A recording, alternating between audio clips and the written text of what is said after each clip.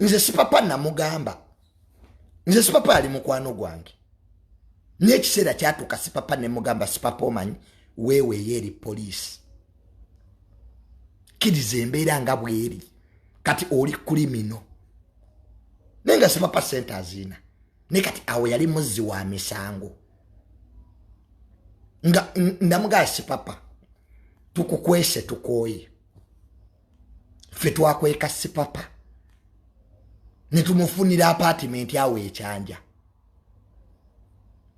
nga sipapa nga ina sente ninga tayina ddembe freedom sipapa natuko okuleka wa makage asule mu apartment ya room 2 nze if you want to know about life ask me nze ndabye ebintu nenze story ya sipapa ate yanjigiriza nnyo netegera nti ate ensi ekyuka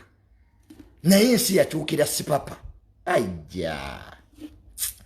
eze nnaku ezo ezasemba yezo netugenda netugula kalawumu sipapa yagula lawumu nga mwatambulira nkajukira kalina kabulaka alabe ku family ye nga bamumazeeko emirembe to the extent nti ne family ye sipapa yali takyasobola accessinga ng'olaba ebintu bikyuse ng'olaba obulamu bukyuse nze olunaku lwe batwala SFC eryo ejje lyali likuuma sipapa nali ne sipapa nkubira aŋŋamba Junior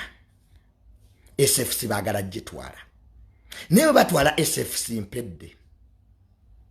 ne mugamba sipapa kye tuba tukola okimanyi kanzije nkusange wooli namusanga kireka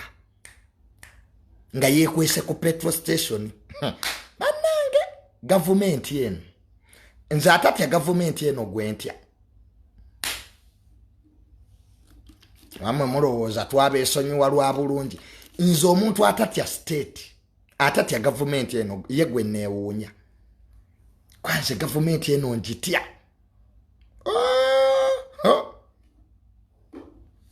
omuntu amanyi government ya President 7 is my dad nze taata wange nga yatandise okunyumiza government eno